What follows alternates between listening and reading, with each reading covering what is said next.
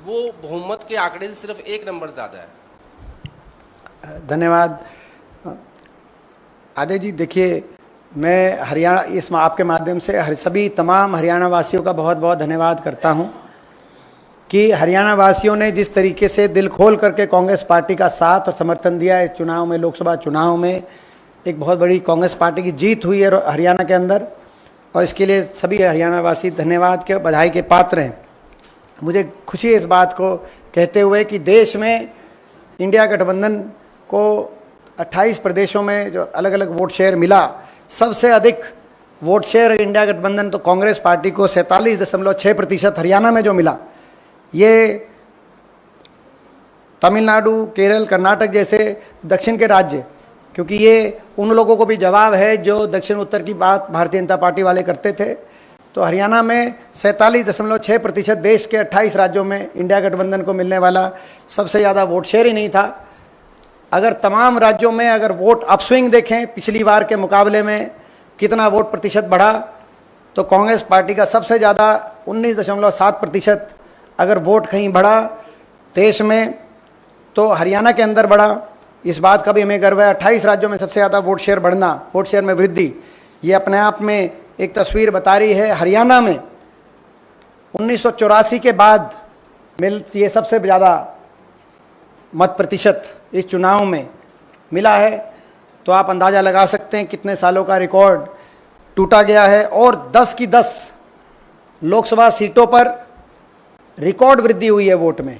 एक भी vote Lok Sabha seat पे और 10 की 10 लोकसभा सीटों पर भाजपा के वोट शेयर में रिकॉर्ड गिरावट आई है। और केवल लोकसभा ही सीट नहीं, आपका जवाब इसमें आप संकेत आगे का देख सकते, ढूंढ सकते हैं। 90 विधानसभा हरियाणा की 90 की 90 विधानसभाओं में कांग्रेस का वोट शेयर बढ़ा है और 90 की 90 विधानसभाओं में भाजपा का वोट शेयर गिरा है, चाहे वो हरियाणा के किसी कोने में हो, कोई जाति धर्म समीकरण उस विधानसभा क्षेत्र में हो। तो ये पैन हरियाणा का एक संकेत, आप अंदाज़ा इसका लगा सकते हैं। और ये संकेत स्पष्ट है, लोगों ने एक स्पष्ट संकेत दिया हरियाणा वासियों ने कि हरियाणा में बदलाव निश्चित है। हरियाणा में भाजपा की सरकार जा रही है और 3 महीने के बाद हरियाणा में कांग्रेस पार्टी की सरकार आ रही है। ये लोगों ने स्पष्ट संकेत दिया है और ये संकेत बीजेपी भी समझ गई। इसीलिए इलेक्शन से 1 हफ्ते पहले उनको अपने मुख्यमंत्री का चेहरा भी बदलना पड़ा। फिर भी चुनाव के बीच में आपने देखा होगा 3-3 निर्दलीय विधायक भाजपा से समर्थन वापस लेकर उन्होंने उदय भांजी और हुड्डा साहब के हाथ में समर्थन पत्र देने का काम किया, कांग्रेस पार्टी को समर्थन देने का काम किया। आज ये भाजपा की प्रदेश की सरकार अल्पमत में सरकार आ गई है। अल्पमत में जो असंवैधानिक रूप से चल रही है हरियाणा में सरकार, मैं आप लोगों को ये भी जानकारी मिला दूं, अल्पमत में तो केंद्र की सरकार भी आ गई है, लेकिन कम से कम इनके सहयोगी दल हैं जो इनका संख्या बल पूरा कर रहे हैं। हरियाणा में तो सहयोगी दल के साथ गठबंधन भी टूट गया है। ये 42 विधायकों की सरकार है, जिसके साथ गठबंधन था वो भी टूट गया है। और जिसके साथ गठबंधन किया था दुष्यंत चौटाला की जेजेपी पार्टी, वो बीजेपी के साथ गए। इतना लोगों को इस बात से तकलीफ हुई कि उनकी नोटा से भी कम वोट आई हरियाणा में उस पार्टी की 10 सीटों मिलाकर। तो कहने का मतलब ये है कि हरियाणा में पिछली बार हम मात्र 10 सीटों पे आगे थे। अब मैं आपके प्रश्न का जवाब, 10 सीटों पे आगे थे, लेकिन जब चुनाव हुआ और भाजपा थी 79 सीटों पे भाजपा की बढ़त थी। विनीत जी को भी याद होगा, 79 सीटों पे भाजपा की बढ़त थी। इसलिए बीजेपी ने 75 पार का नारा दिया था, जैसे यहाँ 400 पार के दे दिया। लेकिन वो जब 3 महीने बाद चुनाव आया तो वो 79 से घट के 40 पे आ गए और कांग्रेस 31 पे आ गई। और भाजपा वालों ने कहा, जब उन्होंने सवाल पूछा कि भाई ये इतना कैसे गिरावट आ गई 3 महीने में, तो बोला कि हम जो है हम प्रधानमंत्री के चेहरे पे जो चुनाव लड़ रहे थे। तो अब तो जब उनका चेहरा था तो तब भी हमारी सीट ज़्यादा है, हम 46 पे हमारी बहुमत आई है, हम आगे हैं, हमारा वोट शेयर भी ज़्यादा है। उन्हीं को हरियाणा वासियों ने रिजेक्ट करने का काम किया। मैं बधाई देना चाहता हूँ राहुल गांधी जी को। राहुल गांधी जी की जो भारत जोड़ो यात्रा, वो भारत जोड़ो यात्रा हरियाणा में जब आई, उसी दिन से ये स्पष्ट हो गया था कि हरियाणा वासियों ने रुख बना लिया था कि हरियाणा वासी कांग्रेस पार्टी का साथ देंगे। और इसीलिए इन लोकसभा चुनाव में भाजपा को करारी हार देने का हमने काम किया है। दीपेंद्र जी, मोहित शुक्ला हूं। मेरा सवाल आपके पहले विषय से है जिसको आपने उठाया, ट्रेन एक्सीडेंट को लेकर। केंद्र सरकार ने, अगर हम आज के समय में देखें, 1 लाख किलोमीटर का रेल नेटवर्क है पूरे देश में। केंद्र सरकार ने 2027-28 के लिए 34,000 किलोमीटर में कवच को लगाने का निर्णय लिया है कि 2027-28 तक 34,000 किलोमीटर में कवच लगाया जाएगा, जबकि 2022-23 के आंकड़े ये कहते हैं कि कुल 2,000 किलोमीटर के लिए ही केंद्र सरकार ने कवच लगाने के लिए अब तक पैसा दिया है।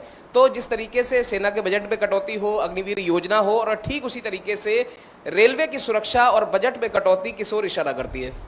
ये इशारा इस तौर कर रही है कि ये भाजपा हमारे देश के प्रजातंत्र को देश में प्रचार तंत्र की ओर धकेलना चाह रही है कि बजट काटो, और वो बजट अपने प्रचार में, मैंने जैसे कहा कि अग्निपथ योजना में जितनी सेविंग कर रहे हैं फौजियों की पेंशन काट के, उससे ज़्यादा अपने हर साल प्रचार में कर रहे हैं खर्च। तो ये प्रजातंत्र नहीं, प्रचार तंत्र की तरफ ये भाजपा की नीति रही है। और ये रेलवे की जो आपने बात करी, ये भी ज्वलंत उदाहरण है कि लगातार ये जो एक्सीडेंट्स हो रहे हैं पूरे देश में,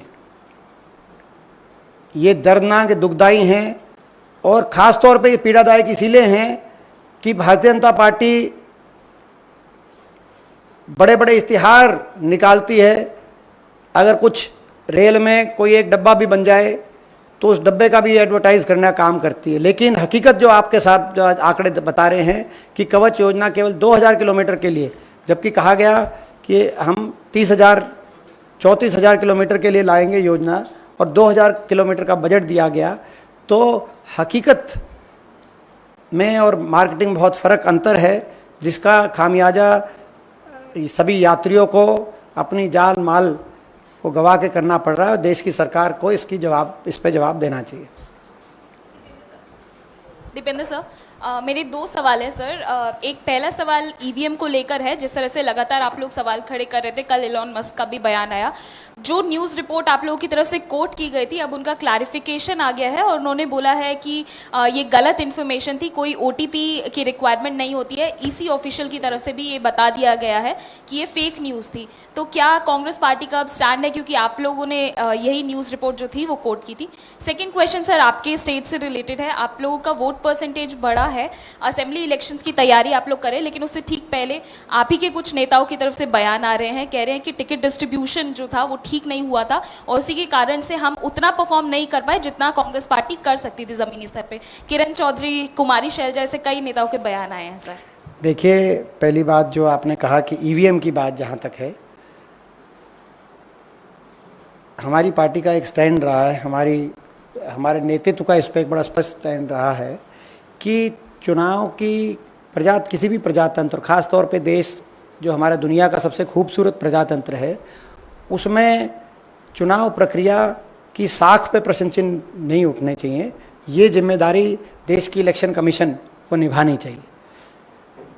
देश के इलेक्शन कमीशन को इस रूप से अपनी जिम्मेदारी वो निभाए कि कहीं भी कोई प्रश्न उठने की गुंजाइश ही ना हो। ये जिम्मेदारी है देश के इलेक्शन कमीशन की। लेकिन यहाँ तो इलेक्शन कमीशन की भूमिकाओं पे ही प्रश्न उठते हैं। चुनाव की प्रक्रिया को लेकर अनेक प्रश्न उठते हैं। मेरा स्वयं का पिछला लोकसभा चुनाव का जिस रूप से जो है कई गिनती प्रक्रिया हुई थी, वो प्रश्न चिन्ह आज भी मेरे मस्तिष्क में है। तो कहने का मतलब ये कहीं ना कहीं देश के प्रजातंत्र को की साख को बनाने के लिए इलेक्शन कमीशन को निष्पक्षता से काम करना चाहिए। जहाँ तक हरियाणा की बात है, हरियाणा में कांग्रेस एकजुट है। आप लोग खबरें तलाशते रहें, हम लोग सरकार बनाएंगे कांग्रेस पार्टी की बात। एक सवाल है, अग्निवीर योजना जब आई थी तो ये भी एक अल्टरनेट दिया गया था कि भाई जो अग्निवीर